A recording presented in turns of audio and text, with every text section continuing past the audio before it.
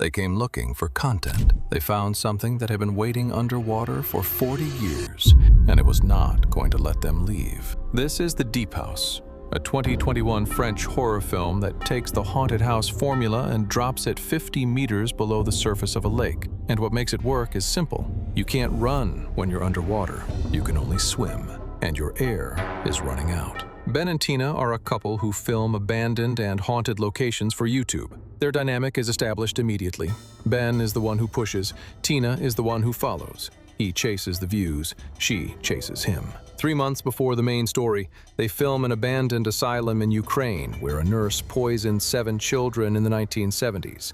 The video gets 50,000 views. Ben is not satisfied. He wants 1 million. So they travel to a small, half-dead village in southwest France. Ben has heard about a submerged house, a perfectly preserved building sitting at the bottom of a lake created when the valley was flooded in 1984. The kind of place nobody talks about, the kind of place that gets you 1 million views. The village is almost empty. Most houses have for sale signs. One old man watches them from a window without responding to Ben's cheerful hello. The locals know something the tourists don't. At the waterfront, they meet an old man named Pierre. For a small fee, he will guide them to the house. He leads them through the woods to a ridge overlooking a pristine lake. Down there, he tells them, perfectly preserved, just follow the stairs. Stairs, underwater. They don't ask about that. They dive. 50 meters down, they find everything Pierre promised. The house is massive, shuttered windows, a cross on the roof, a family crypt nearby marked with the name Montagnac, property gates with a Virgin Mary statue, and a no trespassing sign, which Ben ignores with a laugh. Inside, through a cracked attic window, they find rooms full of furniture, children's dolls, family portraits, photos of missing children on the walls. Everything perfectly preserved after decades underwater, which Tina immediately flags as wrong. Things underwater for this long should be skeletons and rot. This is not. The drone, which Ben has named Tom, keeps glitching. Electronics malfunction around paranormal activity. Ben knows this and doesn't care. He wants the footage.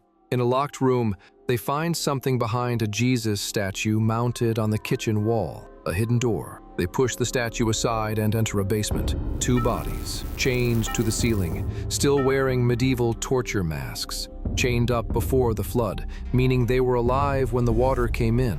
A satanic pentagram etched into the floor beneath them. A side room filled with preserved human body parts in jars. Tina wants to call the police. Ben shuts it down. The police will take their footage. He wants to keep filming. That is the last decision they make as free people. The attic window, their only way in, is now a brick wall. No explanation, no warning, just solid brick where an open window used to be. The house has sealed itself, and it is not finished with them yet. They search every window, every shutter, every door. Nothing budges. The house is not going to let them leave easily, and their air is draining with every panicked breath. They try the chimney. Rocks collapse. Ben and Tina are separated onto different floors.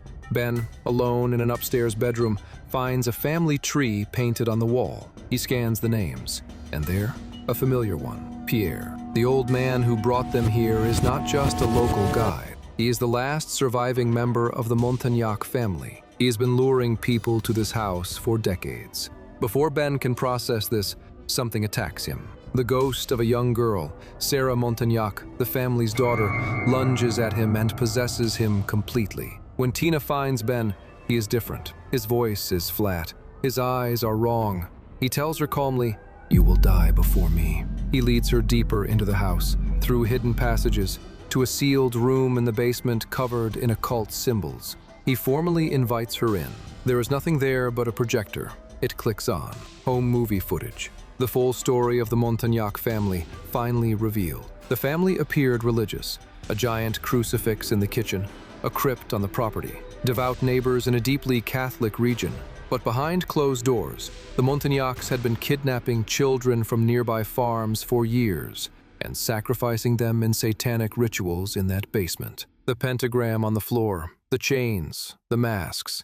Eventually the villagers figured it out. They came for the family. They killed Sarah. They chained the parents in the basement and left them there when the valley was flooded. Pierre, still a child, was the only one who escaped. And ever since the lake was created, Pierre has been bringing outsiders here. Tourists, vloggers, anyone naive enough to follow an old man into the woods for a secret location. The house claims them. The cycle continues. Possessed Ben tells Tina she has been chosen, that she belongs to the house now, that there is nothing to be afraid of. Tina does not believe him. She stabs him in the shoulder with her diving knife. The possession breaks. Briefly, Ben comes back. He looks at her blankly and asks what happened.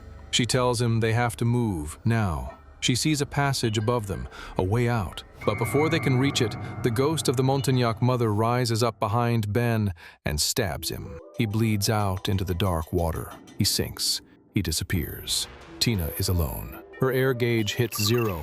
She finds the passage. She pushes through the narrow opening and swims upward into the open lake, leaving the house behind. The spirits watch from below but do not follow. They have let her out. She swims up toward the surface. The light is right there. She can see it.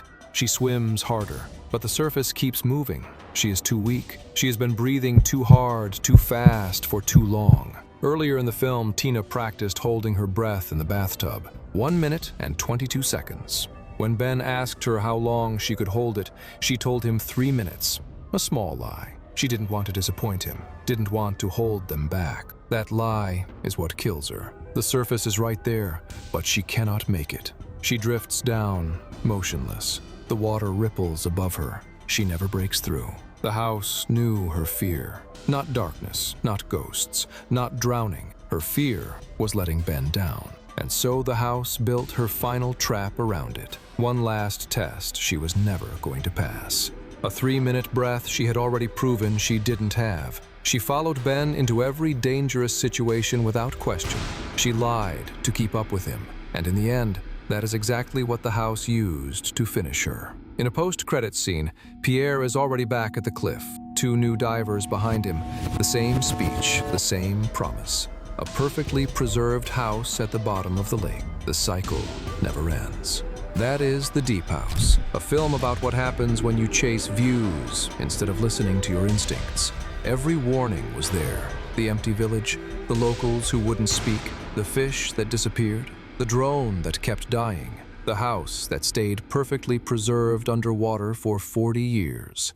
They saw all of it and kept swimming deeper.